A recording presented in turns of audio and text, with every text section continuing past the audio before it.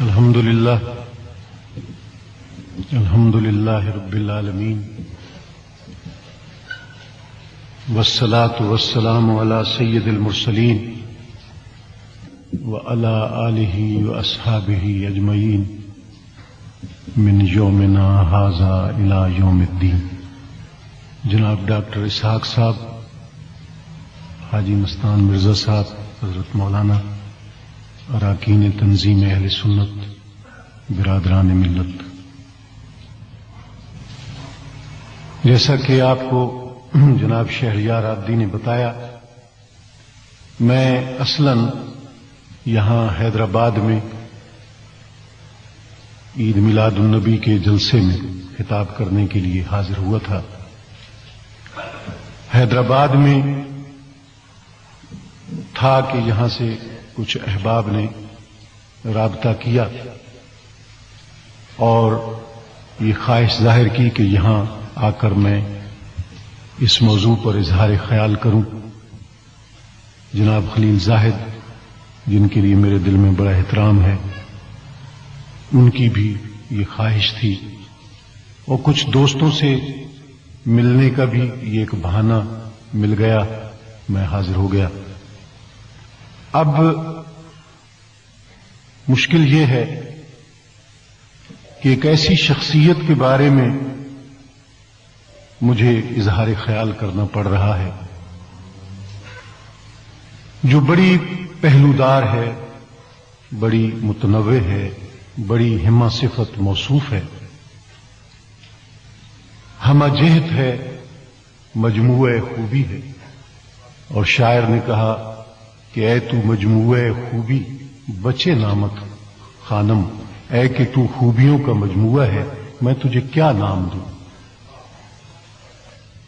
شاہ احمد رضا خان بریلوی رحمت اللہ علیہ بیک وقت مصلح بھی ہیں، مبلغ بھی ہیں، عالم بھی ہیں، فاضل بھی ہیں، معلم بھی ہیں، مجدد بھی ہیں، محدث بھی ہیں، مفسر بھی ہیں، متکلم بھی ہیں، محقق بھی ہیں، عارف بھی ہیں، شاعر بھی ہیں، ادیب بھی ہیں، خطیب بھی ہیں، مفتی بھی ہیں، فقیہ بھی ہیں، مورخ بھی ہیں، مصنف بھی ہیں، حافظ بھی ہیں، قاری بھی ہیں، ماہر حیات و نجوم بھی ہیں، سائنسدان بھی ہیں، منطقی بھی ہیں، فلاسفر بھی ہیں، اور سب سے بڑھ کر یہ کہ صوفی بھی ہیں اور ولی بھی. آج ہر شخص مصنف بن جاتا ہے، عالم و فاضل کہلاتا ہے. مثل مشہور ہے کہ چوہے کو ہلدی کی گانٹھ ملی اور اس نے پنساری کی دکان کھول لی. اب ہمیشہ ہر شخص مصنف اور محقق اور عالم فاضل ہے، مگر امام کی تصنیفات کی تعداد 1000 کے لگ بھگ ہے. ان میں سے بہت سی کتابیں تو ابھی معتقدین امام رضا نے شائع بھی نہیں کی. اور میں کہ ایک طالب علم ہوں اور کتابوں ہی سے میرا رابطہ رہتا ہے. اپنے گھر میں بھی ایک چھوٹا سا کتب خانہ ہے، 10,000 کتابیں اس میں ہیں، اور عمر کتاب خانی میں گزری ہے. میں دعوے سے کہتا ہوں کہ امام کی کتابوں کی شان یہ ہے کہ ان میں جو علوم ہیں ان کتابوں کے ہر صفحے سے اس دور کی ایک کتاب بن سکتی ہے. مگر بے نفسی اور عاجزی کا عالم یہ ہے کہ اپنے آپ کو ہیچ سمجھتے ہیں. کہتے ہیں کہ میں صرف ایک فن میں کامل ہوں، اور وہ فن نقص اور نقصان کا فن ہے. میں کسی اور فن میں کامل نہیں. کس منہ سے کہوں رشک انادل ہوں، میں شاعر ہوں، فصیح بے مماثل ہوں، میں حق کا کوئی صنعت نہیں آتی مجھ کو. ہاں یہ ہے کہ نقصان میں کامل ہوں میں. کہتے ہیں کہ مجھے کمال حاصل ہے مگر صرف ایک چیز میں کہ میں بے کمالی میں یکتا ہوں. مجھے ایسا کوئی بے کمال نہیں ہے. محصور جہاں دانیوں عالی میں ہے، کیا شبہ رضا کی بے مثالی میں ہے. ہر شخص کو ایک وصف میں ہوتا ہے کمال، بندے کو کمال بے کمالی میں ہے. فقیہی اور مفتی اتنے بڑے تھے کہ بلا مبالغہ انہیں برے صغیر کا امام ابو حنیفہ کہا جا سکتا.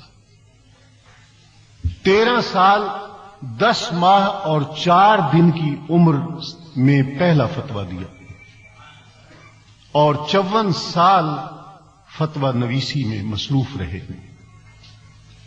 12 جلدیں ان کے فتاوی رضویہ کی ہیں، جن میں سے 9 جلدیں چھپ چکی ہیں، اور ہر جلد بڑے سائز کے 1000 صفحے پر کم و بیش محیط ہے،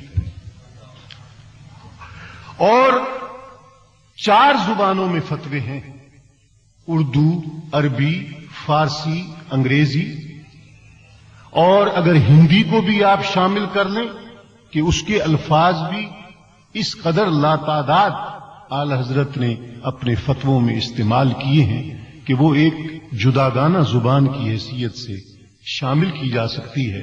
تو یہ 5 زبانوں میں فتوے ہیں کہ جو امام نے دیے. اور پھر لطف کی بات یہ ہے کہ اگر نثر میں سوال آیا ہے تو نثر میں جواب دیا ہے، نظم میں سوال آیا ہے تو نظم میں جواب دیا.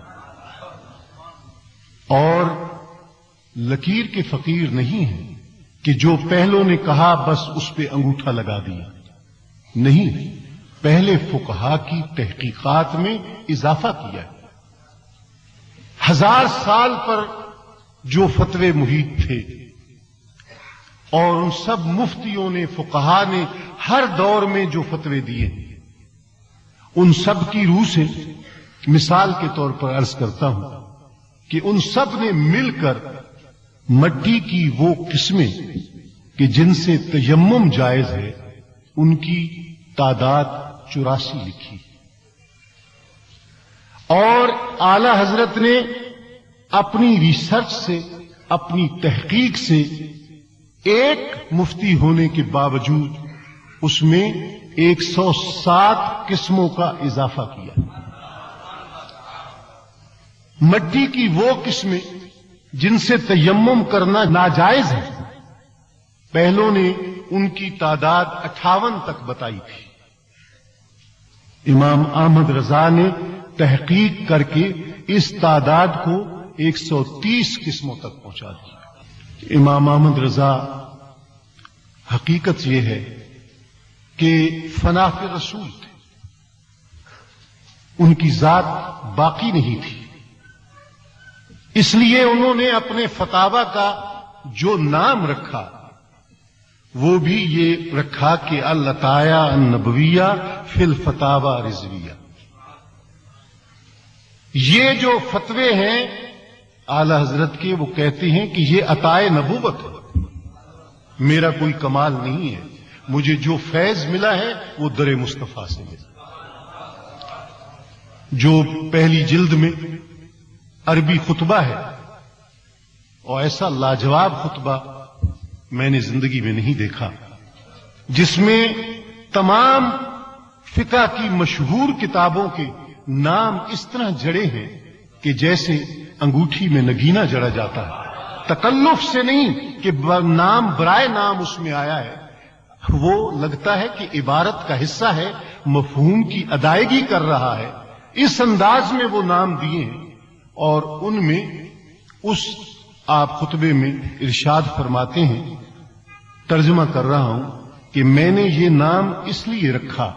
نام کیوں رکھا میں نے یہ نام اس لیے رکھا کہ میں ان کا نام لیوا ہوں اور ان کا طفیلی، انہی سے لیتا ہوں اور فائدہ پاتا ہوں. مجھ پر جو فیض آتا ہے انہی سے آتا ہے. اس کی برکت سے مولا نے مجھ پر دروازے کھول دیے اور اسباب آسان کر دیے.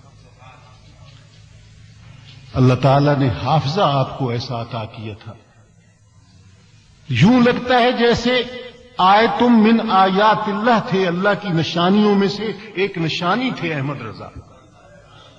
اس لیے وہ اوصاف دیے کہ جو عام لوگوں میں نہیں پائے جاتے، ایسا حافظہ عطا کیا کہ حافظ جب بنے ہیں تو ہر روز ایک پارہ حفظ کیا ہے اور 30 دن میں حافظ قرآن بن گئے۔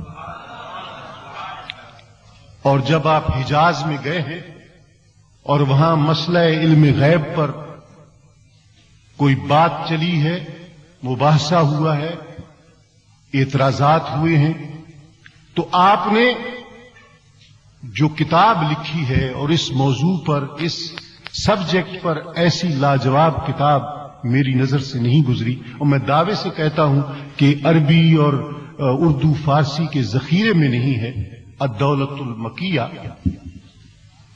اس کے اندر کوئی کتابیں وہاں آپ کے پاس نہ تھیں، لائبریری نہ تھی، محض حافظے کی بل پر جو آپ نے حوالے دیے ہیں، جو اقتباسات دیے ہیں، انہیں انسان دیکھتا ہے تو عقل دنگ رہ جاتی ہے کہ امام احمد رضا کو اللہ تعالی نے ایسا حافظہ عطا کیا۔ پھر فقیہ ہونے کے ساتھ ساتھ، مفتی ہونے کے ساتھ ساتھ آپ صوفی باصفا بھی تھے، پیر طریقت بھی تھے۔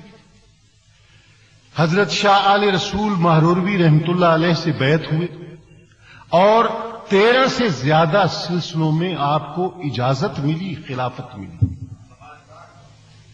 تمام جتنے سلسلے ہیں تصوف کے، ان تمام سلسلوں سے آپ کا رابطہ اور آپ کا تعلق تھا، اور ان سب سے آپ نے فیض حاصل کیا۔ پھر شاعر غرہ ایسے عظیم شاعر کہ اگر صرف شاعر ہوتے احمد رضا اور کچھ نہ ہوتے تو دنیا ادب میں ان کا پرچم 4 دانگے عالم میں لہرا رہا ہوتا۔ یہ تو تعصب کا برا ہو کہ ہم میں فرقہ بندیاں ہیں، تعصب کی نظر سے ہم دیکھتے ہیں۔ بڑے بڑے شاعروں اور ادیبوں کو معلوم نہیں کہ شاہ احمد رضا کتنے بڑے شاعر تھے۔ آج تک 2 شاعر ایسے گزرے ہیں جنہوں نے 3 زبانوں میں شعر کہا ہے، امیر خسرو ہیں یا جامی، مگر اعلی حضرت نے 4 زبانوں میں شعر کہا۔ اس میں فارسی بھی ہے، عربی بھی ہے، اردو بھی ہے، ہندی بھی ہے، اور 4 زبانوں پر یکساں آپ کو قدرت اور مہارت حاصل کہ جس زبان کا جاننے والا وہ اشعار پڑھے تو وہ جانے کہ گویا کوئی اہل زبان کہہ رہا ہے۔ اور ایک اور خصوصیت شاعری میں آپ کی یہ ہے کہ جتنے شعراء ہیں شروع سے لے کر اب تک، اور اس میں امیر خسرو ہوں یا سعدی ہوں یا جامی ہوں یا اقبال ہوں، کسی کی تخصیص نہیں، سب کے سب ایسے ہیں کہ جنہوں نے ہر قسم کا شعر کہا ہے، غزل گوئی بھی کی ہے، نعت بھی کہی ہے، قصیدے بھی کہے ہیں، مگر شاہ رضا نے اپنے قلم کو کسی غیر کے ذکر سے آلودہ نہیں کیا،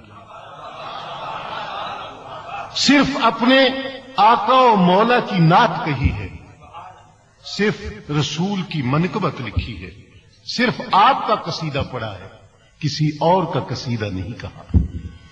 ورنہ بڑے بڑے شاعروں نے، شاعران ملت نے ملکہ وکٹوریہ کے اور نظام کے اور امیر بھوپال کے سب کے قصیدے کہے ہیں، مگر اعلی حضرت کی شان یہ ہے۔ اور مولانا آپ کو بتا ہی رہے تھے کہ نانپارہ کے نواب کا قصیدہ کہنے کے لیے جب ان سے فرمائش کی گئی تھی تو آپ نے کہا تھا کہ میرا دین پارہ نا نہیں، یہ روٹی کا ٹکڑا نہیں ہے میرا دین، یہ قلم جو سرکار کی مدح سے سرشار ہے، یہ کسی غیر کی مدح سے آلودہ نہیں ہو سکتا۔ اور میں بھی کچھ شاعری کے فن سے واقف ہوں، 2 مجموعہ ہے کلام میرے بھی چھپ چکے ہیں، یہ تہمت مجھ پر بھی ہے۔ میں کہتا ہوں کہ شاعری کے نقطۂ نظر سے بھی اگر آپ دیکھیں تو اتنا بڑا شاعر واقعہ یہ ہے، نعت کے